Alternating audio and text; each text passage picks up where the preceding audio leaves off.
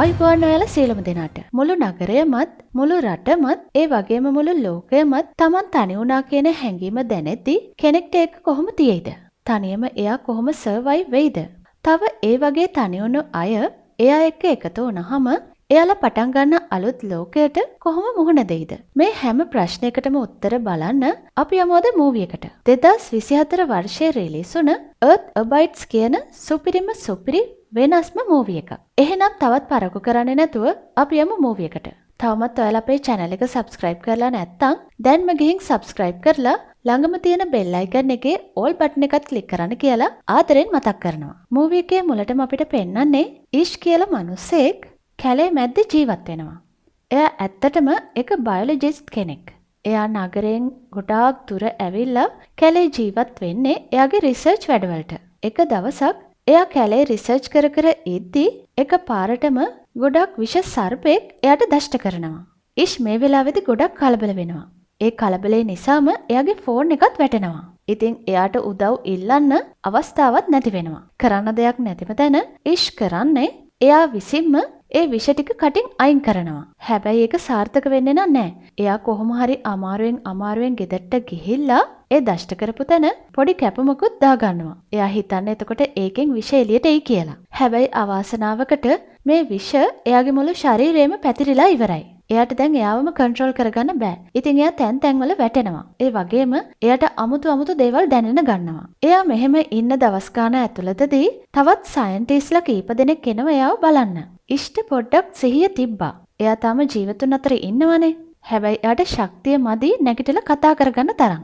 හැබැයි එයා හිතට ලොකු ධෛර්යයක් අරගෙන අර ආපු සයන්ටිස්ට්ලාට අඟවන්න උත්සාහ කරනවා එයා එතන ඉන්නවා කියලා. හැබැයි ඒකත් සාර්ථක වෙන්නේ නැහැ. ඉතින් ඒ ආපු සයන්ටිස්ට්ලා ඔක්කොම තීරණය කරනවා ඉෂ් මේ වෙලාවේ මෙතන නෑ කියලා. ඉතින් එයාලා එතනින් යනවා. සීන් එක එතනින් කට් වෙලා ටික දවසකට පස්සේ අපිට පෙන්නනවා. ඉෂ් එදා කැපුමක් යොදාගත්තනේ එයාගේ අතේ සර්පයා දෂ්ට කරපු තැනට. ඇත්තටම එතනින් විෂ ටික එළියට ඇවිල්ලා තියෙනවා. ඉතින් දැන් ඉෂ්ට ටිකක් සනීපයි. ශක්තියත් ඇවිල්ලා තියෙන්නේ. එයාට සම්පූර්ණයෙන්ම පියවිසිහිය ආවහම ඉෂ් තීරණය කරනවා නගරේ තියෙන හොස්පිටල් එකට ඉක්මනට යන්න මේකට ප්‍රතිකාර කරගන්න. ඊළඟට ඉෂ් එයාගේ වාහනේ සුද්ධ කරගෙන නගරේ පැත්තට කායකින් යනවා. හැබැයි එයා යන අතරදී යාට නෝටිස් වෙනවා කිසිම වාහනයක් එයා යන පාරේ යන්නේ නැහැ කියලා. ඒ වගේම එයා නගරයට ගියාම එයා දකිනවා නගරේ කිසිම මිනිස්සෙක් නැහැ කියලා. ඒ කියන්නේ ජීවතුන් අතර ඉන්න මිනිස්සෙක් නැහැ කියලා. හැම තැනම මිනිස්සු වැටිලා ඉන්නව මැරිලා. හැම ගොඩනැගිල්ලක්ම හිස් වෙලා තියෙන්නේ. මේවා දැකලා ඉෂ් ගොඩක් පැනික් වෙනවා. ඇත්තටම වෙලා තියෙන්නේ ඉෂ් අසනීපෙන් හිටපු දවස් කීපය ඇතුළත නගරයට ලොකු ව්‍යසනයක් වෙලා තියෙනවා. ඒකෙන් මුළු නගරේම මිනිස්සු මැරිලා තියෙනවා. ඉෂ් තේරුම් ගන්නවා එයා කැලේ මැද්දේ සිහිසුන්ව හිටපු නිසා තමයි එයා විතරක් මේකින් සර්වයිව් වුණේ කියලා. දැන් නගරේ කවුරුත්ම ජීවතුන් අතර නෑනේ. ඉතින් මේ නගරේ නීති මොකවත් නෑ. කවුරුත් පාලනය කරන්න නෑ. කොටින්ම ගවර්න්මන්ට් එකේ කිසිම කෙනෙක්වත් නැහැ. ඉතින් සම්පූර්ණ නිදහස තියෙනවා. ඉෂ් ඉතින් මේ නගරේ දාලා වෙනත් නගරයකට යන්න කල්පනා කරනවා. හැබැයි එයාට යන අතරදී එයාගේ දෙමව්පියන්ව මතක් වෙනවා. එයා ඒ නිසා ඉක්මනටම කායක ඩ්‍රයිව් කරගෙන එයාගේ දෙමව්පියන්ගේ ගෙදරට යනවා. හැබැයි එයාට දකින්න ලැබෙන්නේ එයාගේ දෙමව්පියෝ දැන්ට දවස් කීපයකට කලින්ම තමයි නැති වෙලා තියෙන්නේ. ඒ වගේම එයාලගේ මලසිරුරුත් නරක් වෙමිනුයි තියෙන්නේ. ඉෂ් හොඳටම අඬනවා මේ දේවල් දැකලා. ඒත් එයා හිතට ධෛර්යය අරගෙන වත්තෙම වලවල් දෙකක් හාරලා එක ළඟම එයාගේ අම්මවයි තාත්තවයි ඒකේ ආදාහනය කරනවා. ඊළඟ දවසේ උදේම එයා මුළු නගරේම ගිහින් චෙක් කරනවා හැම තැනම තියෙන්නේ මල සිරුරු විතරමයි. ඒ වගේම ඉෂ් චෙක් කරනවා කවුරු හරි තව සර්වයිව් වෙච්ච එක්කෙනෙක් හරි ඉන්නවද කියලා. එයාට තේරෙනවා මේ නගරේ නම් කිසිම කෙනෙක් සර්වයිව් වෙලා නැහැ කියලා. ඉතින් ඉෂ් මේ වෙලාවේදී තීරණය කරනවා එයා ලොස් වේගාස් වලට පිටත් වෙනවා කියලා. ඉෂ් එයාට අවශ්‍ය කළමනාකරණ ටිකකුත් අරගෙන ගන් එකකුත් අරගෙන ලොස් වේගාස් වලට පිටත් වෙලා යනවා. හැබැයි යන අතරමඟදී එයාට දකින්න ලැබෙනවා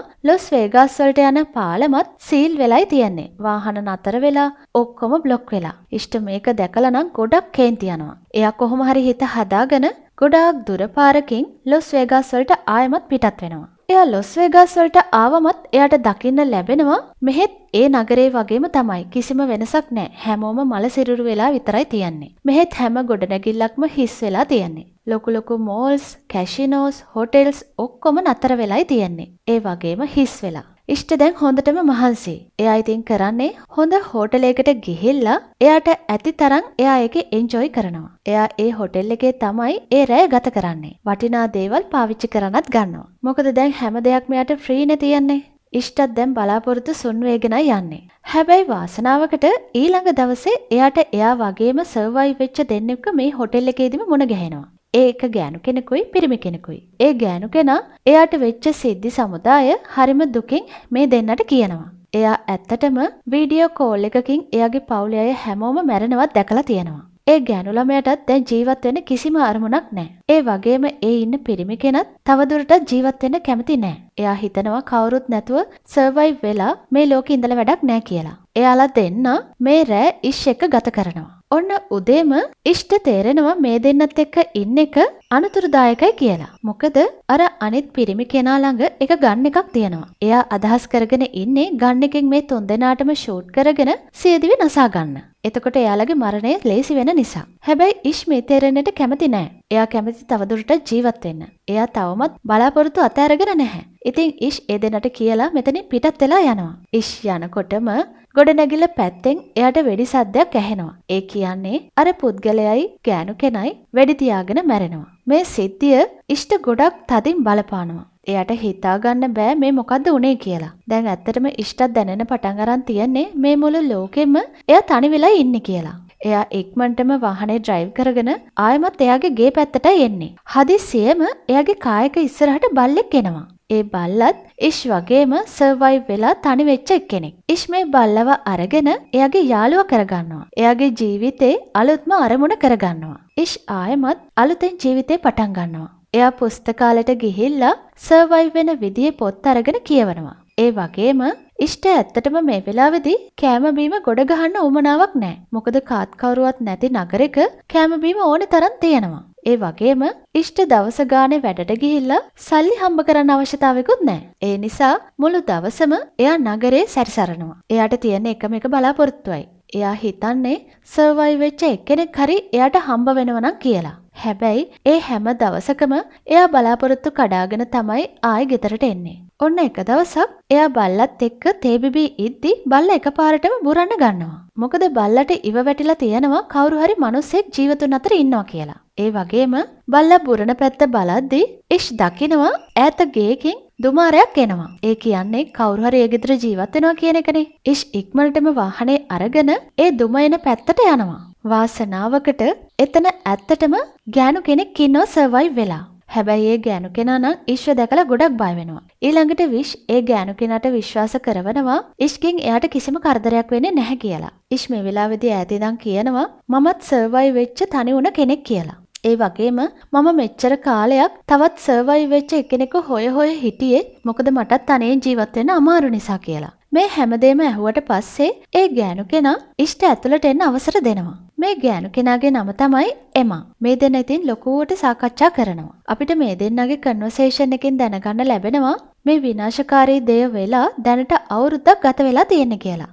මෙයාලා දෙන්නට දෙන්න අවුරුද්දක් යනකම්ම කිසිම සර්වයිව් වෙච්ච කෙනෙක්ව දැකලා නැහැ. දෙන්නටම සතුටු හිතෙනවා අඩුම තරමේ අවුරුද්දක් ගිහිල්ලා හරි ඒ දෙන්නට දෙන්න හම්බ වෙච්ච එක ගැන. නැත්තම් තනියම ජීවත් වෙන එක හිතනවා තරම් ලේසි වැඩක් නෙවෙයි නිසා. මේ දෙන්නම ડિප්‍රෙෂන් වේගන තමයි ඇවිල්ලා තියෙන්නේ. මොකද මිනිස්සු නිර්මාණය වෙලා තියෙන්නම සෝෂලයිස්ඩ් වෙන්න. එයාලා තනි වුණොත් එහෙම එයාලගේ මෙන්ටල් හෙල්ත් එකට ඒක බලපානවා. ඔන්න අන්තිමේදී මේ දෙන්න තීරණය කරනවා මෙයාලා දෙන්නම ඉෂ්කි ගෙදර නවතිනවයි කියලා. මොකද ඉෂ්කි ගෙදර ඉඳලා කෑම බීම තියෙන ස්ටෝර්ස් වලට යන්න ගොඩක් ළඟයි. ඒ වගේම දැනටමත් ඉෂ් එයාගේ ගේ ඇතුළෙත් ගොඩක් කෑම ಜಾති පුරවලයි තියෙන්නේ. ඒකෙන් මෙයාලගේ ජීවිතේ තවත් ලේසි වෙනවා. එමත් ඉතින් අන්තිමේදී ඉෂ්කි ගෙදරට එනවා. මෙයාලා දෙන්න එකට ජීවත් වෙන්න ගත්තට පස්සේ එයාලා දෙන්නගේ ලයිෆ් එක ගොඩක් සතුටෙන් ගෙවනවා.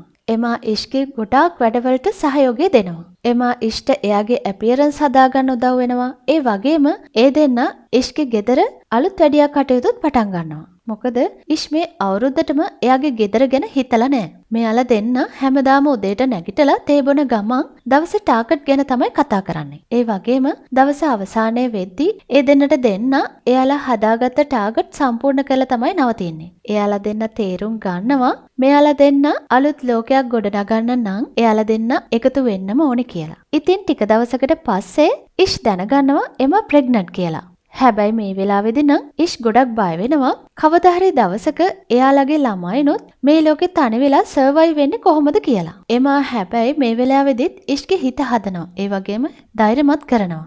ඉෂ් කොහොමත් බයොලොජිස්ට් කෙනෙක්නේ. ඉතින් එයා පටන් ගන්නවා පොත් කියවලා බබෙක්ව ඩිලිවර් කරන්නේ කොහොමද කියන දැනුම ලබා ගන්න. මොකද මෙයා දැනගෙන ඉන්නවනේ දැන් ඒ දෙන්න විතරයි ඉන්නේ කියලා. මේ දෙන්නටම තමයි මේ අභියෝගයටත් මුණ දෙන්න වෙන්නේ. ඒ වගේම ඒ දේවල් ඉගෙන ගන්න අතරේදී මේ දෙන්න ගෙදරත් සම්පූර්ණයෙන් හොඳට හදා ගන්නවා.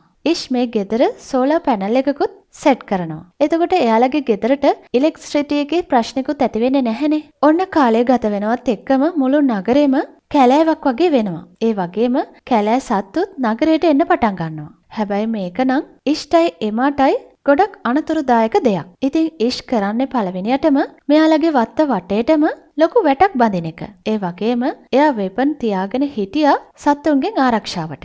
ඒ වගේම ඉෂුයි එමයි එයාලට ආහාර සඳහා ඕන වෙන සත්තු ඇති දෙඩි කරන්න පටන් ගන්නවා. ඒ කියන්නේ කෘෂිකාර්මික දේවල් වලට උදව් වෙන සත්. ඒකෙන් එයාලගේ අවශ්‍යතා සම්පූර්ණ කරගන්න පුළුවන්.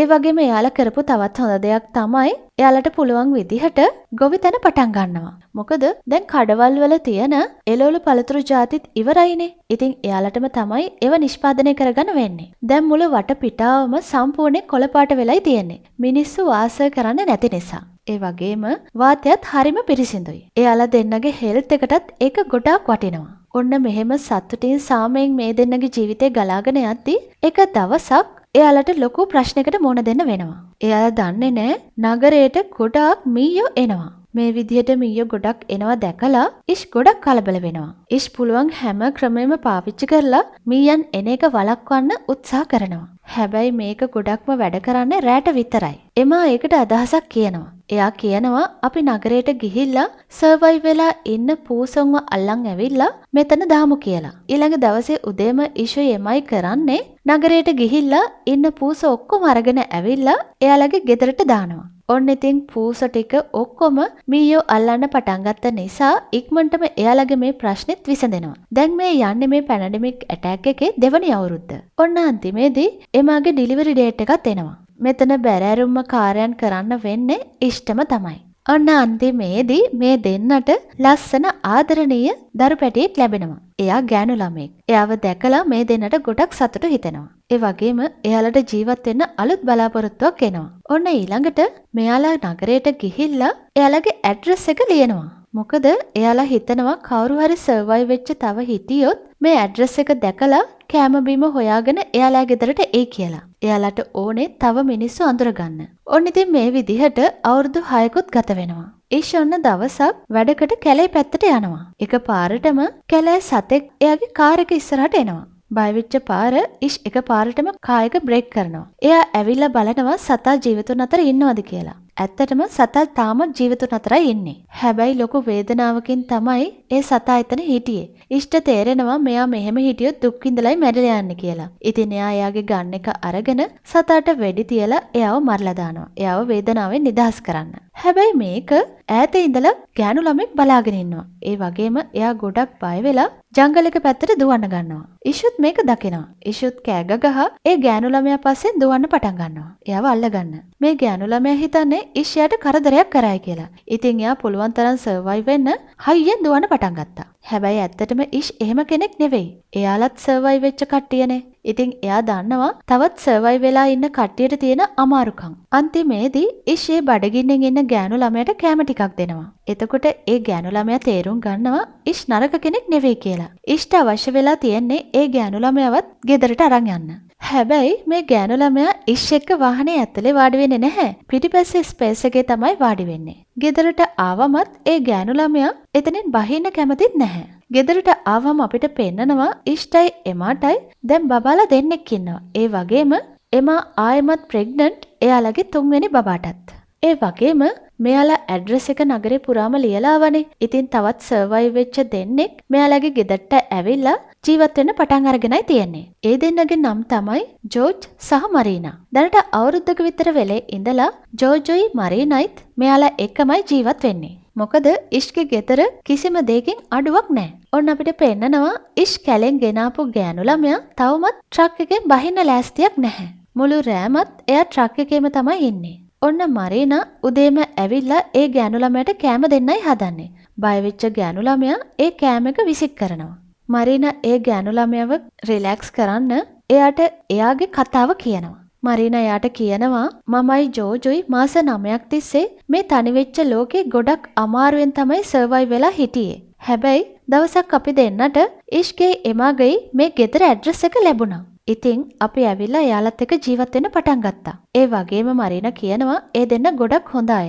ඒ වගේම මේ ගෙදර අපිට කිසිම අඩුපාඩුවක් නැහැ. ජීවත් වෙන්න ගොඩක් ලේසි. ඔන්න මේ හැමදේම අහගෙන ඉන්න මේ ගෑනු ළමයා රිලැක්ස් වෙලා මරීනාත් එක්ක ගේ ඇතුළට එනවා. හැබැයි පුදුමෙට කාරණේ තමයි මේ ගෑනු ළමයා තවමත් එක වචනයක්වත් කතා කරෙත් නැහැ. එයාගේ නමවත් අඩුම ගානේ කිව්වේ නැහැ. මරීනා අස්කර කර ඉද්දි මේ ගෑනු ළමයාගේ එක පොතක් දකිනවා. ඒකේ අමුතු දේවල් තමයි ඇඳලා තියෙන්නේ. ඒ වගේම ඒ බුක් එක ඇතුලේ තියෙන එක ලෙටර් එකකින් මරීනා දැනගන්නවා මේ ගෑනු ළමයාගේ නම ඉවි කියලා. එයාට ඒ ලෙටර් එකෙන් දැනගන්න ලැබෙනවා මේ පැනඩමික් ඇටැක් එකේ පීරියඩ් එකේදී එයාගේ තාත්තගෙන් මේ ගෑනු ළමයට ගොඩක් කරදර වෙලා තියෙනවා කියලා. ඒ නිසා තමයි ඊව් එයාගේ ඉස්සරහට එන හැම මිනිස්සයාටම බය වෙන්නේ. ඇත්තටම මේ ලියුම ලියලා තියන්නේ ඉවිගේ අම්මා. ඉවිගේ අම්මට ඕන වෙලා තියෙනවා ඉවිව මුණ ගැහෙන පළවෙනි පුද්ගලයාම ඉවිව හොඳින් බලා ගන්නවට. මොකද මේ ලෙටර් එක ලියද්දිත් ඉවිගේ අම්මා මරණාසන්නවයි ඉඳලා තියන්නේ. මේ හැමදේම දැනගන්න මේ ගෙදර වැඩිහිටියෝ ටික ඉවි ගැන ගොඩාක් බලනවා.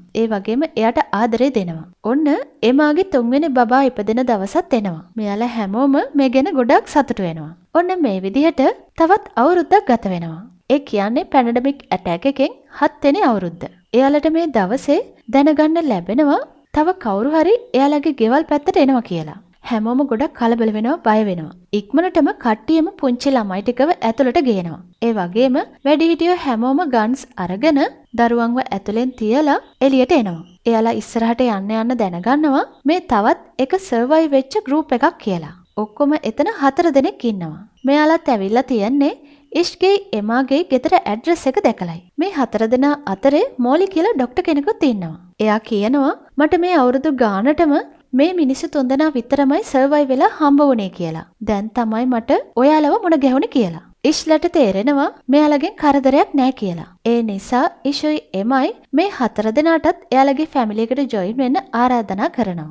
ඇත්තටම මෙහි බඩු භාණ්ඩවල ඉන්න කිසිම අඩුපාඩුවක් නැහැ. දැන් මෙයාලා හැමෝටම එකතු වෙලා ගොඩක් ලොකු ගෲප් එකක් හදාගන්න පුළුවන්. ඉෂ් ඉතින් මේ අලුත් සමාජිකයෝ 4 දෙනාටත් සර්වයිව් වෙන්නේ කොහොමද කියලා ඒ නීති රීති ටික කියලා දෙනවා. ඉෂ් කියනවා හැම තිස්සෙම අපි වෙපන් එකක් ළඟ තියාගන්න ඕනේ. මොකද දැන් නගරයත් කැලෑව වගේ වෙලානේ. කැලෑ සත්තුන්ගේ ඇටැක් එකක් ඕනම වෙලාවක එන්න පුළුවන්. ඉතින් අපි ඒකට රෙඩි වෙලා ඉන්න ඕනේ. ඒ වගේම අපි අනිවාර්යෙන් එළියට යනවා නම් ගෲප් එකක් විදිහට තමයි යන්න ඕනේ. නැත්තම් අපිට කැලෑ සත්තු ලේසියෙන්ම පහර දෙන්න පුළුවන්. මේ හැමදේම අහගෙන ඉඳලා මේ 4 දෙනා පිටත් වෙලා නගරේ පැත්තට යනවා අත්‍යවශ්‍ය දේවල් ටිකක් එකතු කරගෙන එන්නම් කියලා. මෙතන ඉන්න ඩොක්ටර් මෝලි එයාලගේ හෙල්ත් එක සම්බන්ධයෙන් අවශ්‍ය කරන ගොඩක් දේවල් එකතු කරගන්නවා. මෝලි හදන්නේ එයාලගේ අලුත් කමියුනි එකට අවශ්‍ය සේරම බෙහෙත් ಜಾති අරගෙන යන්න. ඕන්න දැන් ගොඩ කාලයක් ගත වෙලා තියෙන්නේ. ඉතින් මේ ගෲප් එකේ ගොඩක් ළමයි දැන් ඉන්නවා. මෙයාලගේ මේ කමියුනිටි එකත් දැන් ගොඩක් ලොකු වෙලයි තියෙන්නේ. මේ හැම කපල් එකක් ළඟමත් අලුත් ළමයි ඉපදිලා තියෙනවා. ඉෂ් තමයි මේ දරුවෝ හැමෝටම උගන්වන්නේ.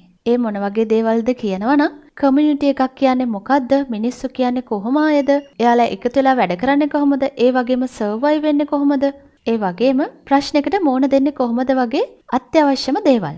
ඔන්න හරිම සාමාන්‍ය විදිහට මෙයාලගේ ජීවිත ගලාගෙන යනවා. දැන් ඔන්න මුළු නගරෙම ලොකු කැලෑවක් වෙලයි තියෙන්නේ. ඔන්න එක දවසක් කැලෑ සිංහයෙක් මෙයාලගේ ගෙදර පැත්තට එනවා. වාසනාවකට ඉෂ් මේක දකිනවා. ඉෂ් වෙලාවටම ඇවිල්ලා පුංචි දරුවන්ව බේරගන්න සිංහයාට මුණ දෙනවා.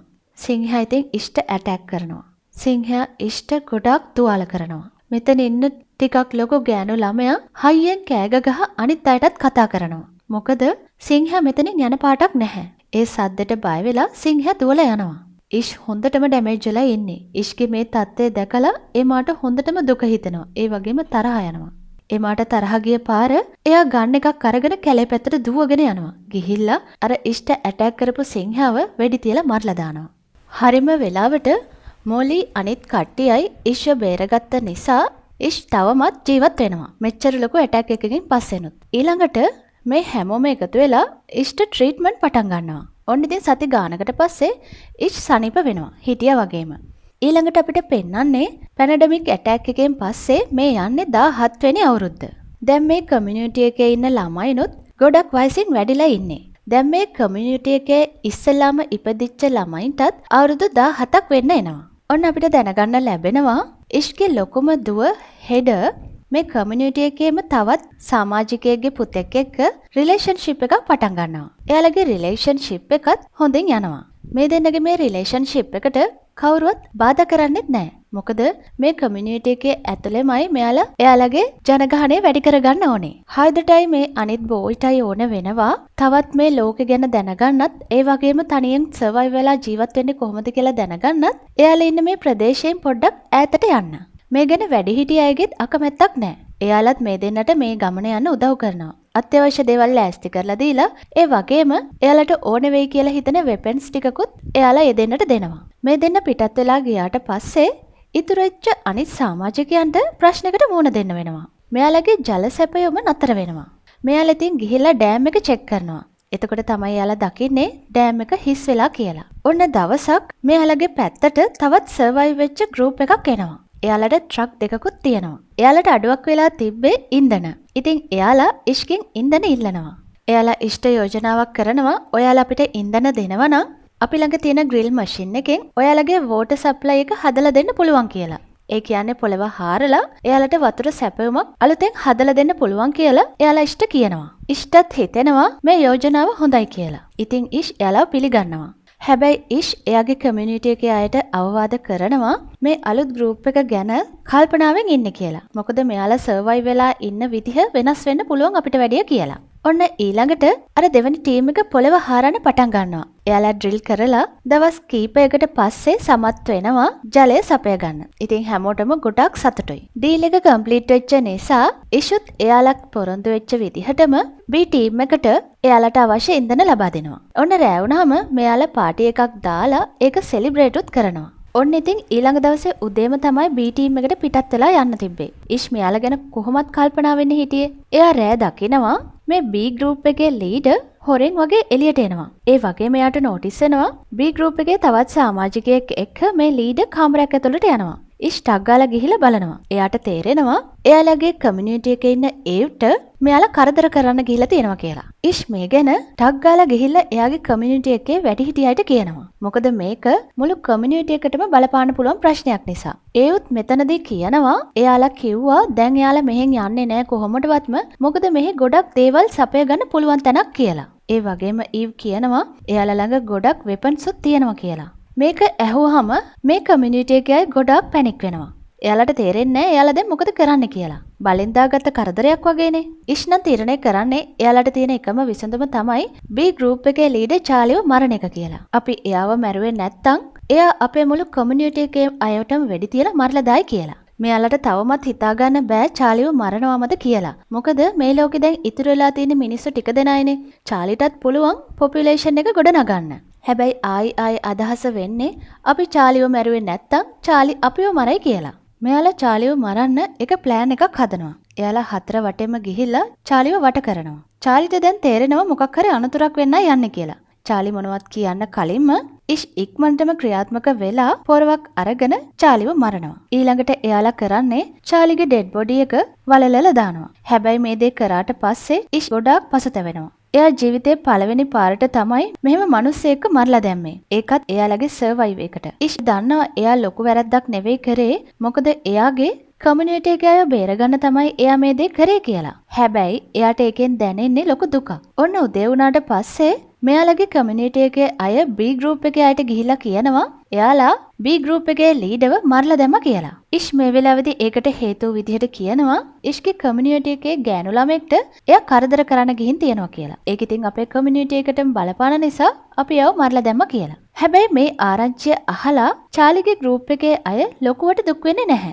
එයාලගේ කණ්ඩායමේ සමාජිකයෝම කියන්න ගන්නවා ඇත්තටම චාලි කියන්නේ එච්චර හොඳ කෙනෙක් නෙවෙයි. එයා හොඳ ලීඩර් කෙනෙක් නෙවෙයි. එයා ලීඩර් කෙනෙක් වෙච්ච එකේ ප්‍රයෝජන ගන්න හදනවා හැමතිස්සෙම කියලා. මොකද චාලිගේ ගෲප් එකේ ඉන්න ගෑනු ළමයිටත් කරදර කරන්න ගිහිල්ලා තියෙනවා. හැමෝම එයාගේ මරණයෙන් සතුටු වෙන බවක් තමයි අපිට පේන්න තියෙන්නේ. හැබැයි චාලිගේ ගෲප් එකේ එකම එක සමාජිකයෙක් විතරක් මෙයාලට කෑ ගහනවා. මොකද එයා තමයි චාලිගේ හොඳම යාළුවා. ඉෂ් මෙතනදී හැමෝටම යෝජනා කරනවා අපේ ප්‍රදේශයේ ජීවත් වෙන්න ඕන තරම් දේවල් සප්ලයි කරගන්න පුළුවන්. ජීවත් වෙන්නත් ලේසි. ඔයාලා හැමෝටමත් අපිත් එක්ක ජීවත් වෙන්න පුළුවන් කියලා. තවමත් අර චාලිගේ යාළුවා චාලිගේ මරණය ගැන දුකෙන් කෑ ගගහා ඉන්නවා. ඉෂ් කියන දෙයටවත් ඇහුම්කන් දෙන්නේ නැහැ. ඉතින් අනිත් අයට තේරෙනවා මේ සමාජිකයත් චාලි වගේමයි නේද කියලා. ඉතින් එයාලා තීරණය කරනවා එයාට පනිෂ්මන්ට් එකක් දෙන්න ඕනි කියලා. ඉතින් මෙයාලා හැමෝම මේ සමාජිකයව මෙහෙන් පිටත් කරලා යවනවා. මුලදී නම් එයා තනියම පිටත් වෙලා යනවා. හැබැයි ආයෙමත් එනවා. මොකද එයාට තේරෙනවා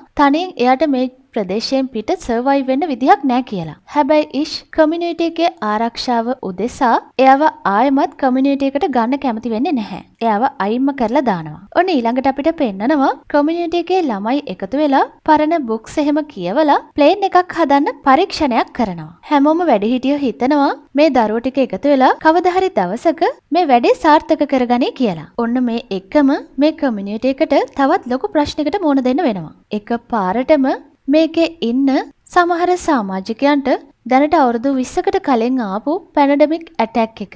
ඒ කියන්නේ අර භයානක ලෙඩේ ආයෙමත් වැළඳෙනවා. මෙයාලා හැමෝම දැන් උත්සාහ කරන්නේ මෙයාලගේ ප්‍රතිශක්තිකරණය වැඩි කරගන්න. මෝලි ළඟ ගොඩක් මෙඩිසින්ස් තියෙනවා. එයාලට බෙහෙත් කරන්න. හැබැයි කොච්චර ට්‍රීට්මන්ට් කරත් ඉෂ්ගේ පුතාට මේ ලෙඩෙන් ගොඩක් අමාරු වෙනවා. එයාගේ තත්ත්වය ගොඩක් අසාධ්‍යයි. එයාගේ මේ තත්ත්වයේ බැරෑරුම්කම නිසාම මුළු කමියුනිටි එකේ අයම ගොඩක් දුකෙන් තමයි ඉන්නේ. ඔන්න මේ අවස්ථාවේදීම ඉෂ්ගේ ලොකු දුව, ඒ කියන්නේ අර තව බෝයි කෙනෙක් එක පිටත් වෙලා ගියේ. එයා එකපාරටම තනියම අඬාගෙන තාත්තා ළඟට දුවගෙන එනවා.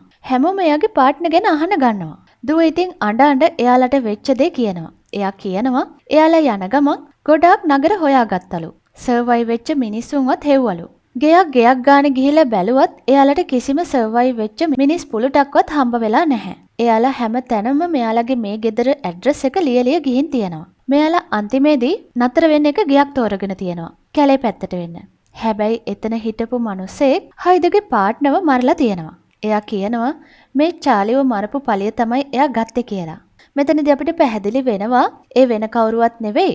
ඉෂ් මේ කමියුනිටි එකකින් නිරපලා දාපු චාලිගේ හොඳම යාළුවා තමයි මේ වැඩේ කරලා තියෙන්නේ. ඊළඟට හයිද කියනවා මං වෙන මොනව කරන්නද? මගේ ජීවිතේත් බේර ගන්න ඕනේනේ. මං ඉතින් අන්තිමට ඒ මිනිස්සයව මරලා මෙහෙට දුවගෙන ආවා කියලා. හැමෝම මේ ගැන ගොඩක් දුක් වෙනවා. මේ ගැන දුකෙන් ඉන්න අතරෙම ඉෂ්ගේ අනිත් පුතත් අර රෝගය නිසාම මැරිලා යනවා. මේ මරණ මෙතනින් නතර වෙන්නේ නැහැ. ඉෂ්ගේ පුතාගේ මරණයත් එක්කම තවත් මේ කණ්ඩායමේ සමාජිකයෝ 3 දෙනෙක් මැරෙනවා. මේ සිටුේෂන් එකේදී ඉෂ්ට එයාවම පාලනය කරගන්න බැරි වෙනවා. එයා ගොඩක් දුක් වෙනවා. ඉෂ්ට දැන් ජීවත් වෙන්න ආසාවක් නැහැ. එයාට ඕනේ දැන් සියදිවි නසා ගන්න. හැබැයි මේ වෙලාවේදී පරණ පුරුදු විදිහටම එමා එයාට සපෝට් කරනවා. හරියටම ඒ දෙන්න විතරක් හිටපු කාලේ ඒ දෙන්නට දෙන්න හයියක් වුණා වගේ.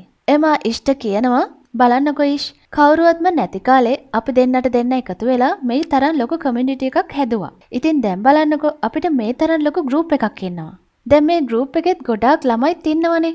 ඔයා මෙහෙම පරාජය බාරගත්තොත් කවුද ඒ ළමයින්ට උගන්වන්නේ ඉස්සරහට සර්වයිව් වෙලා ජීවත් වෙන විදිහ කියලා. එමාගේ මේ කතා අහලා ඉෂ් එන්කරේජ් වෙනවා. ඊට පස්සේ ඉෂ් එළියෙන් ගිහිල්ලා චුට්ටක් ඉඳ ගන්නවා රිලැක්ස් වෙන්න. ඉෂ් ඉර බහින දිහා තමයි බලාගෙන ඉන්නේ. ඉෂ් ඊළඟ දවසේ ඉර උදා වෙනකම්ම එතනින් ඉන්නවා. ඉෂ්ට හිතට එනවා මේ ගෙවිලා ගියේ අඳුරු භයානක කාලයක් කියලා. එතකොට නැගෙන හිරුගෙන් ඉෂ් hina වෙලා පිළිගන්නවා මේ උදා වෙන්නේ අලුත්ම ලෝකයක් කියලා. ඉෂ්ට අදහසක් එනවා මම ඇත්තටම මගේ ළමයින්ට සර්වයිව් වෙන්න උගන්වලා තියෙන්නේ පරණ කාලේ විදිහට. මේ අලුත් ලෝකයක්නේ. ඉතින් එයා තේරුම් ගන්නවා එයාලට අලුත් විදිහට සර්වයිව් වෙන්න කියලා දෙන්න ඕනේ කියලා. ඉෂ්ට හොඳටම තේරෙනවා දැන් මේ ළමයින්ට කියලා දෙන්න ඕනේ මේ අලුත් ලෝකේ සර්වයිව් වෙලා ඉන්නේ කොහොමද කියලා. ඉෂ් ගෙදර ගිහිල්ලා ළමයි ඔක්කොම එකතු කරගෙන මේ විදිහට කියලා දෙනවා. ළමයිනේ අපි මෙච්චර කල් ඉගෙනගෙන තියෙන්නේ වැරදි දේවල්. අපි ඇත්තටම සර්වයිව් වෙන්න ඉගෙනගෙන තියෙන්නේ පරණ ලෝකෙ විදිහට. පරණ ලෝකේ දැන් ඇත්තටම නැති නිසා ඇයි අපි ඒ විදිහට සර්වයිව් වෙන්න ඉගෙන ගන්නෙ? අපි දැන් මුණ දෙන්න ඕනේ අලුත් ලෝකෙට. අපි ඒකට අනුව ජීවත් වෙන්නයි ඉගෙන ගන්න ඕනේ කියලා. අද ඉඳන් ඔයාලා ඉගෙන ගන්න ඕනේ පරිසරය ඔයාලට උගන්වන දේවල්. මේ ලෝකෙදි මෙයාලගේ සෝෂල් කමියුනිකේෂන් ඔක්කොම නතර වෙලයි තියෙන්නේ. එයාලා තීරණය කරනවා ආයෙමත් සැරයක් කමියුනිකේෂන් නෙට්වර්ක් එකක් හදන්න ඕනේ කියලා. මෙයාලා එකතු වෙලා අලුතෙන්ම රේඩියෝ එකක් හදනවා.